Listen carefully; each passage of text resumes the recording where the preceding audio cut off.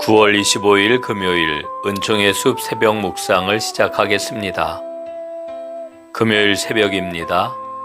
일주일을 열심히 달려오신 여러분들 수고 많으셨습니다. 주님과 함께 오늘 하루 동행하심으로 한 주간을 잘 마무리하시기를 바랍니다. 오늘로써 마태복음 묵상을 모두 마치게 됩니다.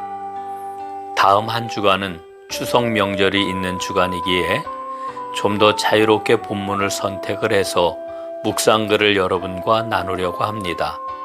10월 5일부터는 새벽 기도회를 시작하려고 기도 중에 있습니다. 새벽 묵상을 함께 참여해 주시는 여러분들도 새벽 기도회가 은혜롭게 시작될 수 있도록 기도로 도와주시기를 바랍니다. 베네딕투스의 기도문 가운데 뒷부분입니다. 지난번 기도에 이어서 함께 간구해 보겠습니다.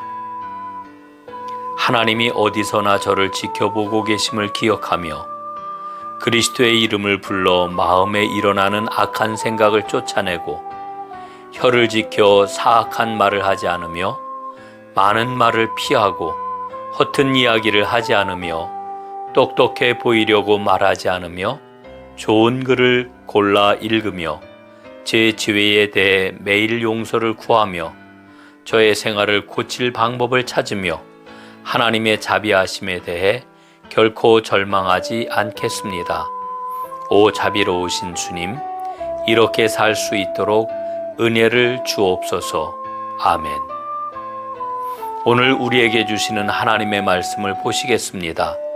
마태복음 28장 16절부터 20절까지 말씀입니다. 11 제자가 갈릴리에 가서 예수께서 지시하신 산에 이르러 예수를 배웠고 경배하나 아직도 의심하는 사람들이 있더라.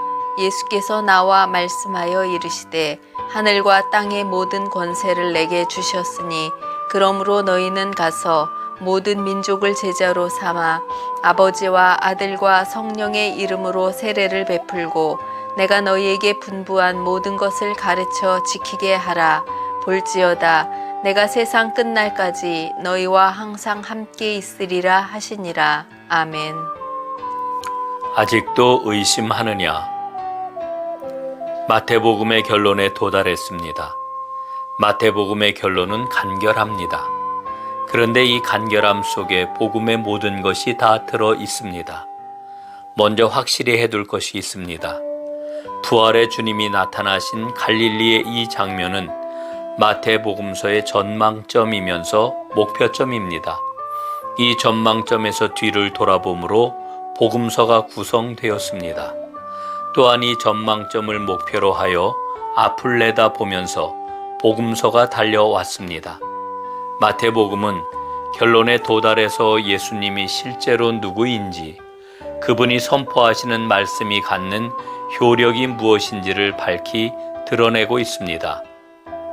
17절에 사용된 경배와 의심이란 두 단어는 복음서의 결론에 대한 제자들의 반응을 보여줍니다. 이 단어들은 예수님에 대한 믿음을 보여주는 것이지요. 부활하신 예수님을 만나자 제자들은 예수님께 경배했습니다. 예수님은 이 땅에 임마누엘로 오셨습니다. 임마누엘이신 예수님이 부활하셔서 제자들에게 말씀하십니다. 내가 세상 끝날까지 너희와 항상 함께 할 것이다. 그 예수님을 향한 올바른 반응이 경배입니다. 이는 예수님 안에 계시되신 살아계신 하나님에 대한 경배입니다. 예수님은 하늘과 땅에 있는 모든 권세를 받으셨습니다. 그 권세는 죽음을 패배시키신 분에게 주어진 권세입니다. 그 권세 아래서 새 생명이 번성하기 시작했습니다. 예수님은 이미 온 세상을 통치하십니다. 그런데 제자들 중에서 아직도 의심하는 사람들이 있었습니다. 제자들은 부활하신 예수님을 만나 주저없이 새 생명을 가져오는 부활의 삶에 자신을 내맡깁니다. 하지만 몇몇은 자신을 내맡기지 못하고 있습니다. 예수님의 통치를 받아들이지 못하는 것입니다. 이것이 의심입니다. 부활하신 예수님은 이미 이 세상을 다스리신다는 말의 의미는 무엇일까요? 세상은 부패와 욕심과 온갖 종류의 악이 다스리고 있습니다. 그럼에도 예수님은 때로는 느리게, 때로는 빠르게 사랑의 통치를 확장시켜 나가십니다. 어떻게 이 일을 하십니까? 예수님을 따르는 무리들을 통하여 하십니다. 사람들은 부활을 믿지 않는 것과 똑같이 예수님이 일하시는 이 방법을 믿지 않습니다. 더구나 오늘날 교회는 여러모로 잘못을 안고 있기에 더욱 그렇습니다. 어떤 사람들은 예수님이 오실 때까지 아무것도 변하지 않을 것이라며 절망합니다. 하지만 마태복음은 그렇게 말하지 않습니다. 모든 복음서들 또한 그렇습니다. 사도 바울 역시 그렇습니다. 예수님을 믿는 사람은, 예수님의 부활을 목격한 사람은 예수님이 받으신 권세를 이어받은 사람입니다. 그래서 그 권세를 이 세상에 밝히 드러내야 하는 책임을 받은 사람입니다. 이게 제자입니다.